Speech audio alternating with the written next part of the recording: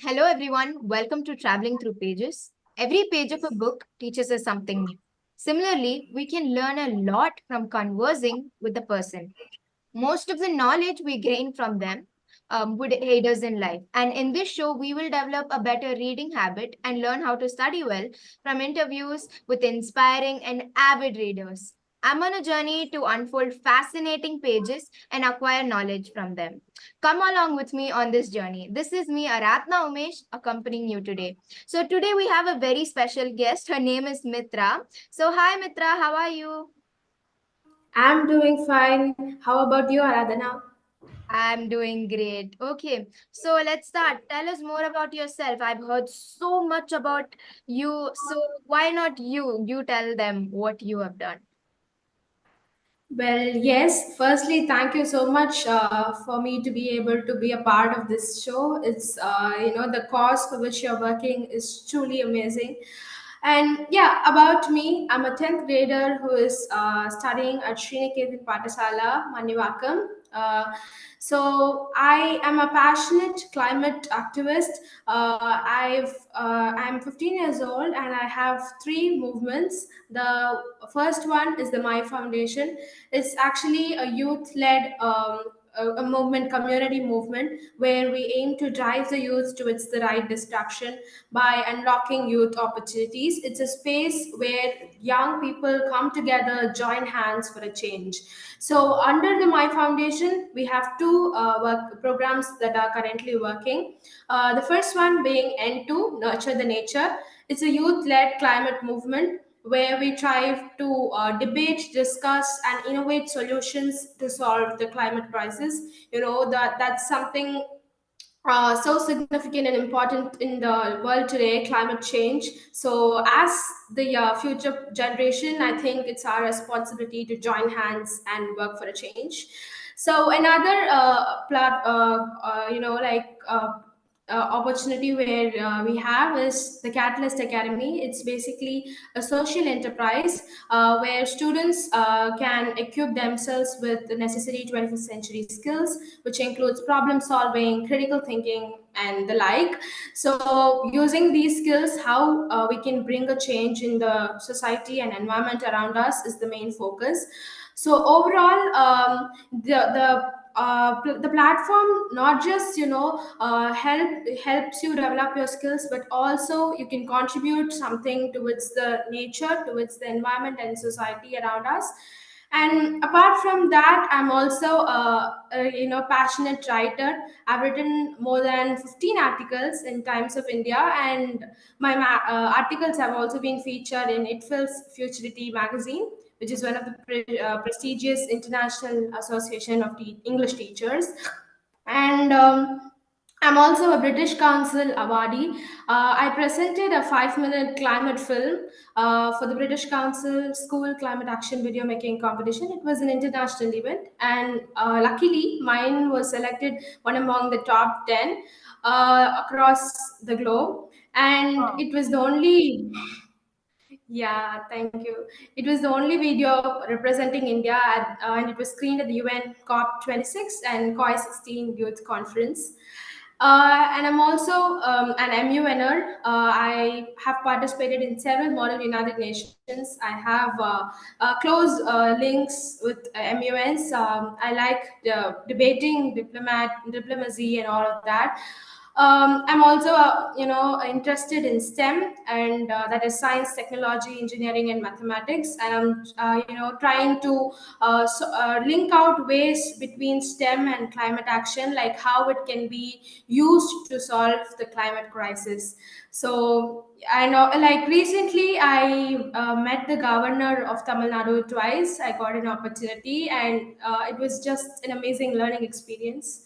And the most recent one being the Prime Minister letter. He himself had written a letter appreciating my work and recognizing all of that. So Yeah, that's something about that. Wow, that's so much. And you're just what, 15 years old? Oh my God. There's so much. People who are like 25 wouldn't have like achieved what you have done now. And that's really nice that you care about our earth and you want young people, the youth to like work towards it and the climate change. You think differently than the other youngsters our age, right? So that's really nice to know. So, okay. So, with such remarkable list of achievements and initiatives, how do you manage your time? How? Just how? You're 15 years old and you also have your boards, classes, tuitions. My God, to schedule an interview with you, it took so long, right? How are you able to manage both of it?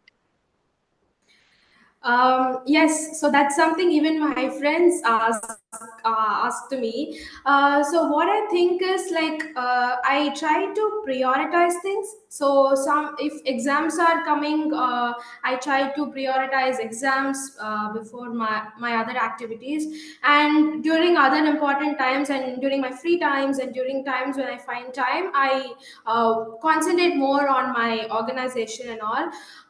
So prioritizing things, I think, can help us focus what's important at the right moment. And when we're going to do that, I think we can sort out things clearly.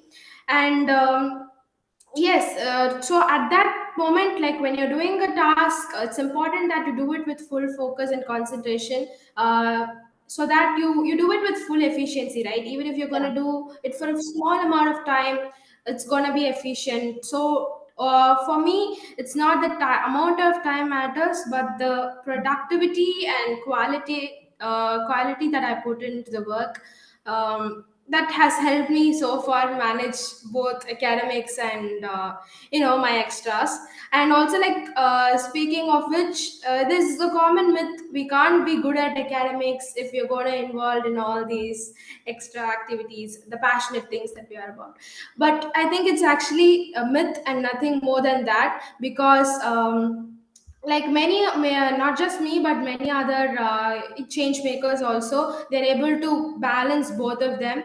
And for me, the case was the same. Like from seventh grade till now, I'm able to maintain my top rank in the class. So that's because I'm passionate towards learning, and also my other extracurriculars and activities. So yeah, I think that that's just a myth and nothing more than that. So if Wow. somebody is gonna say, This just don't, yeah. focus. Yeah. Is such an inspiration, like honestly, like you can manage this and you prioritize work over like fun. Like if you see many other teenagers out there, like sometimes myself and all my friends, when we have free time, we want to go out and like do something fun. But then you right here, you prioritize your work. You, when you have free time, you work towards your organization. That's actually really nice to know. And I think that every teenager must understand, or every young adult must understand, like why the need of prioritizing work and why it's actually being mature, right? So why do you need to be mature? Yeah. Okay. So my next question is, what motivated you to start the End to Climate movement, and like how do you see STEM playing a role in impacting it, climate climate issues? Yeah. Well, yes, my climate action and my climate story, everything has its roots from the place I am right now, because I'm right now in Muduchur, and a place which is well known for its endless flood tales. And even during the last cyclone, we suffered a lot.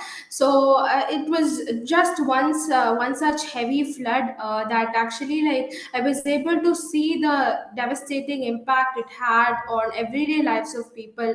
Like sudden climate change, sudden floods, with which people never expected.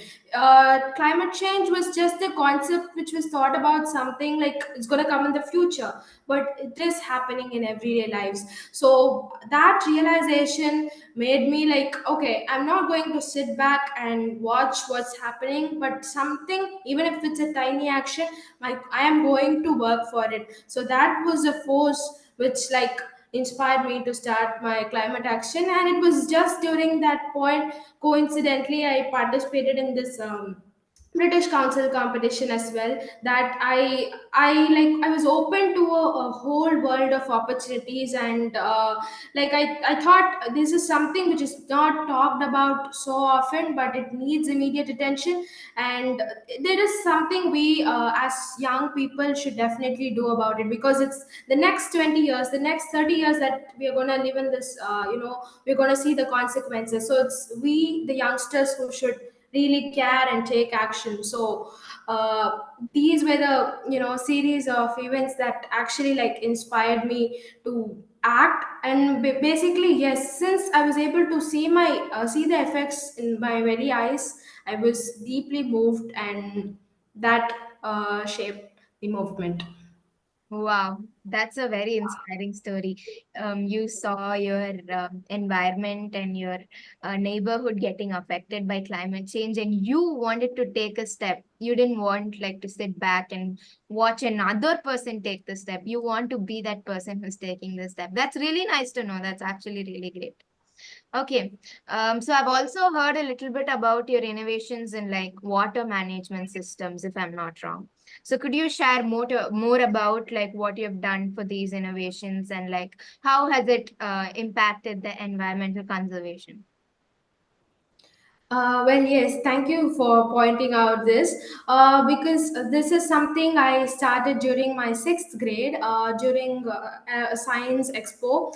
I came up with this idea like of creating percolation pits and grey water management. So these are two, like separate concepts, but they go together. So percolation pit is something like we dig a hole which is well structured and well calculated, the height and the measurements and everything. So, and it we have to dig that hole. That's the first process. And then adding some amount of material to it, like it includes coal and rocks and all. So by doing this, following the dimensions and all the layering sequence, we create a structure which helps especially during floods and heavy rainfall for that matter. So the excess water seeps into it, and it gets stored there. It replenishes the groundwater level. And moreover, the layers that I mentioned about, they are used for purifying the water.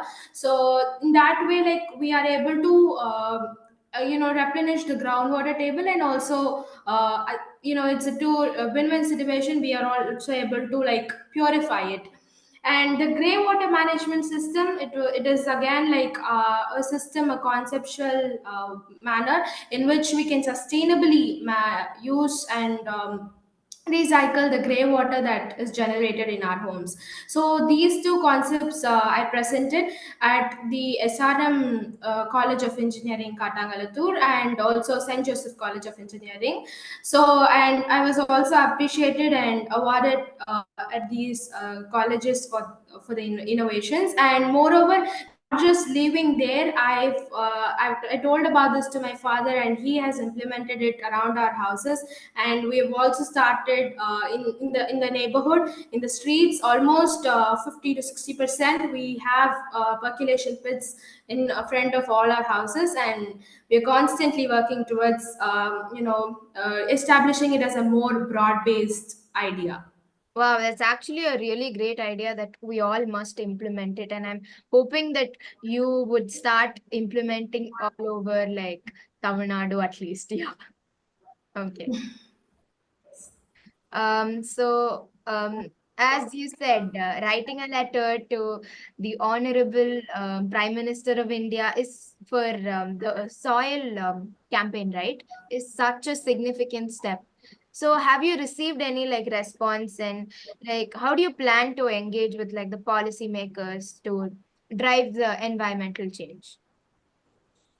Well, yes, I was a part of that Save Soil campaign in which I wrote a letter to the Prime Minister.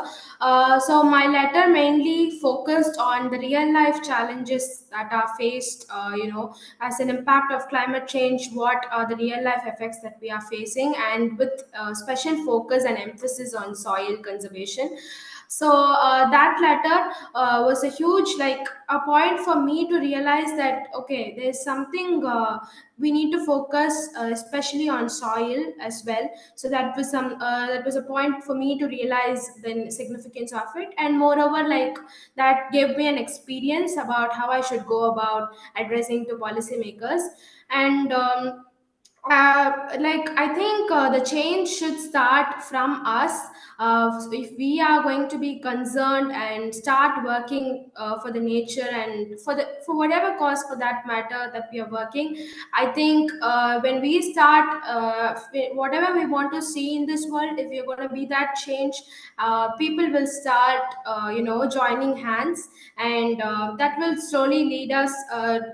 Tiny steps will definitely add to a huge difference, so that we'll be able to eventually reach out to the policymakers and the big level decision makers, so that whatever we have been doing constantly for the past years, we can elevate it to the next level and present it at the national or maybe the international level.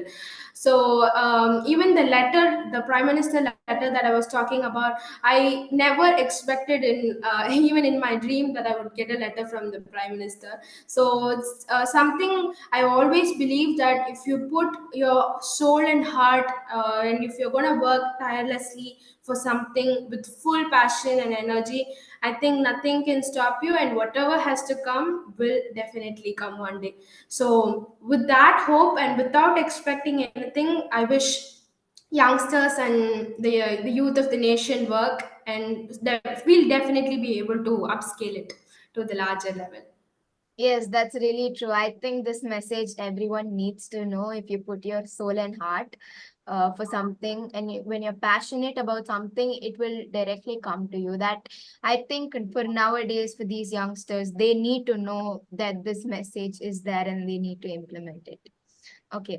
So, in your journey, have what are the challenges you faced and how you overcame them, especially considering that you're also a student and a change maker? Yeah, there is, like, no path is so crystal clear, and like very clear without any obstacles. So mine was also like that. Initially, like, when I started my climate journey, and I started programs and talking about that in my classrooms, during my even in my class presentations, people generally, like, they laughed at me, saying, what are you going to do for the climate? So why are you always, like, screaming climate change? How is it going to, like, really do something? So I felt alienated at that time, but I that did not stop me from doing what I love and like. I proceeded with that. I just ignored all of that, and now it's the same people coming to me again and, like, asking, we would also like to be a part of this initiative and all. So I just don't blame them. It's because people, even myself, if you ask me, before that time I wasn't aware of what's climate change and all during my smaller years. But once I got that awareness, I was able to, like, think deeply on that. So it's the awareness which was lacking among people, which like, it just seemed a piece of fun and nothing more than that. So that was one starting challenge and trouble that I had. And moreover, for that matter, any activity or any, like, campaign or any awareness program that we do, it's just not without any obstacles, right? As a co-interviewer, I think you you definitely agree with that. From editing to all of that, we learn new skills, something which we don't have, we don't know, we are not exposed to. We learn, we meet different people, we have to come out of our comfort zone at times, do sacrifices.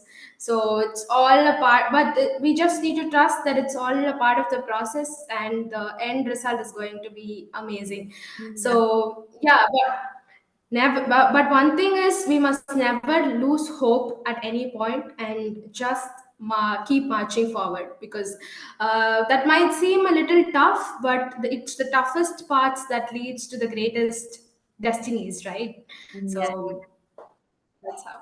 That's really nice to know. Like all your struggles and your hard work will definitely always lead to like success and a good path for the whole nation. And I can relate to it because when I started the cause readers are the leaders, everyone like, criticized me. I felt very, am I doing the right thing? What am I doing? But then I still did continue to do. And as you said, people are coming back to me. Yes. So that's really nice to know.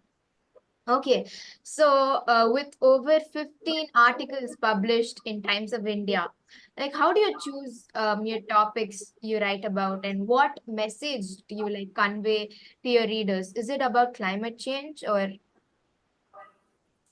It's not just about climate change, but everyday things, everyday little things that affect us, and some things that we most often does we don't pay attention to things. So it's topics like that that I choose.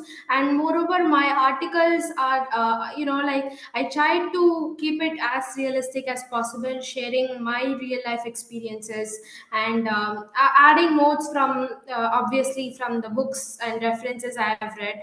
So it usually be like that. And about the topics, it's just diverse. It's from entrepreneurship to sustainability, and of course climate change, and a few of my experiences, like my personal diaries and life messages.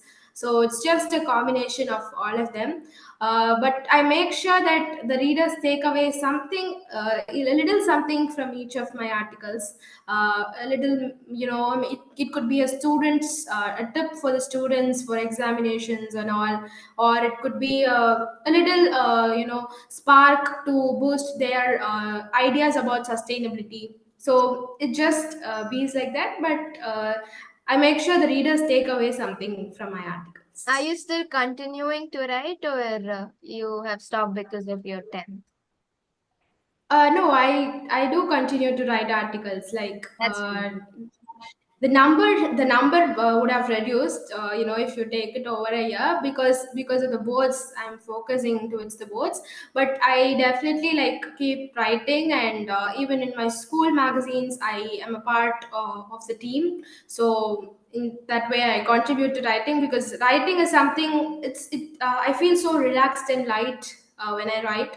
So I never stop that. That's really true. That's nice to know. Okay, so a little rapid fire round. You ready? Yeah, yes. Are you a morning person or a night person? I'm a night person. Okay. What is like your favorite book? It's the Magic of the Lost Temple by Sudha Murthy. Okay, great. Okay. Your favorite subject in school Max. and your least favorite? Nothing of that sort, but maybe because of my scores, I would say English. Very true. Okay. So your dream destination for a climate change conference. Definitely the COP, UN COP, Okay, that's nice. and I in some years it's going to happen in India. Our prime minister has proposed for such a, like an opportunity to hold it in India. So I'm looking forward to participate in my first UN COP, which is going to happen at India. Okay, that's really nice to know. That's some exciting news. Okay. If you could time travel, what era would you visit? um maybe during the independence time, I've just read books, and I was able to connect a lot to independence and stories and freedom fighters, but I would like to see them in reality, and if possible be a part of the struggle. Okay, that's really nice to know. Okay, favorite memory like in your journey. Favorite memory, I like try to make memories every time when I do something. Favorite, yes, one thing which is so close to my heart is the day I launched the N2 program at my school, where so many people came, and we launched it. I also had ambassadors as who explained the program to other people. So seeing, like, from me, there were people younger, brothers and sisters of mine, taking the message and sharing it to people. So that was a really, huh, a memory to remember forever. Okay, that's really nice to know. I think we've come to an end to this interview. Thank you so much for joining in and like sharing your perspectives and information about yourself and how you work towards and strive towards climate change. So yeah, thank you so much. Thank you so much, Aradhana. It was just amazing talking to you, learning from you. It also, like, for me, it's like seeing you brings back memories to me. I was just more like a person like you. I did a lot of interviews as a part of the school initiatives, and also apart from that, talking to several people and all. So seeing you reminds me of that, and the cause that you're working towards is also like truly inspiring. Thank you so much. Thank you so much. Okay.